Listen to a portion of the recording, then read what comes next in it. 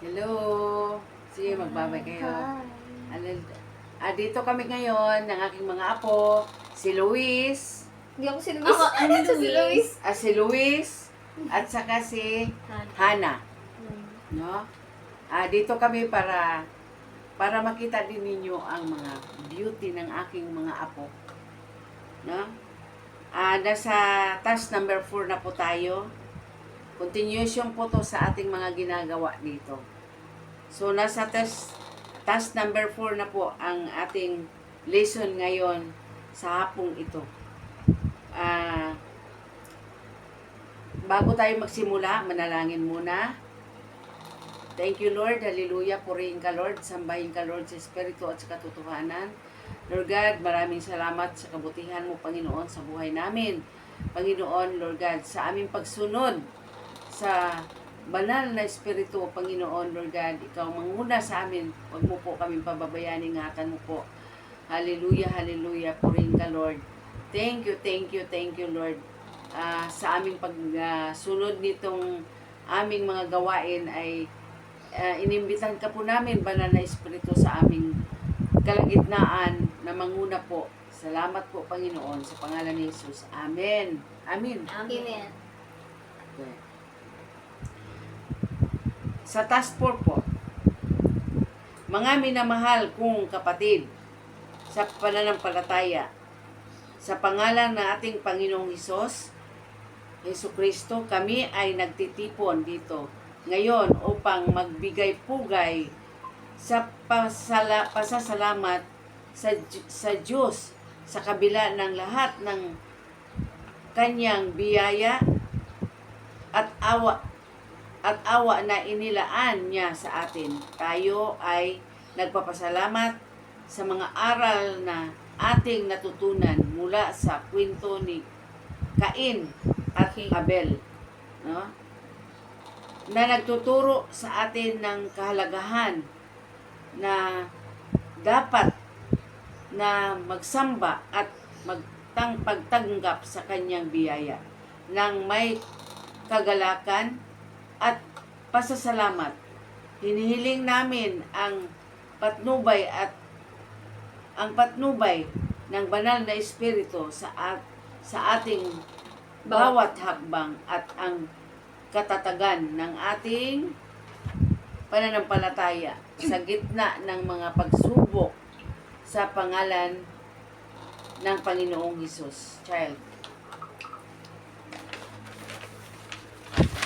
Wait. Nawala. Iyo. Okay.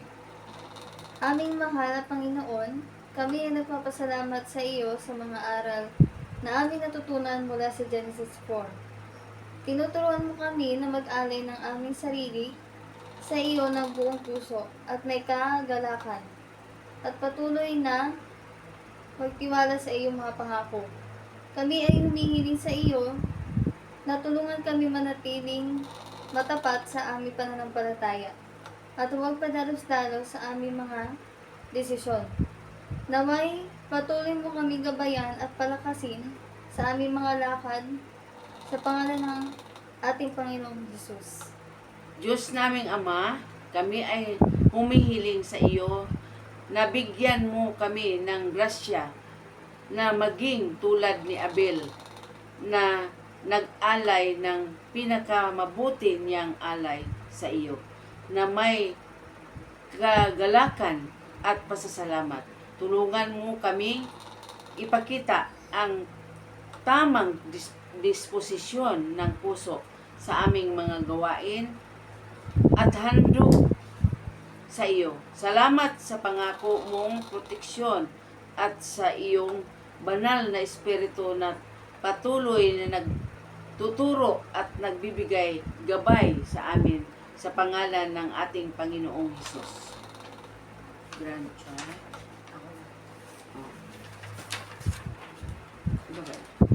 Panginoon, hinihiling namin na tanggapin mo ang aming mga panalangin at handog ng aming puso ngayong araw.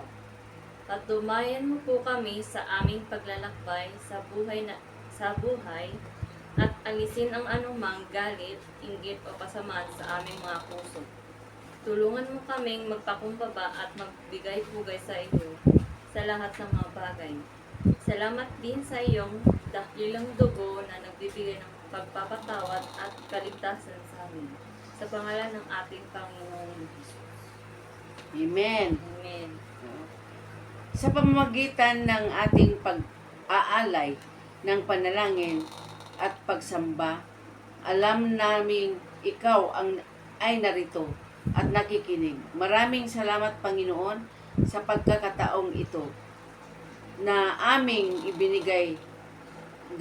Gabayan mo po kami palagi sa iyong banal na presensya at patuloy na pag-ibig. Kami ay naniniwala na ang iyong pagkapangyarihan walang imposible. Sa pangalan ng inyong Panginoong Hesus. Amen. Amen. Amen. Amen. Ikaw na ulit, Amen and Sister amen.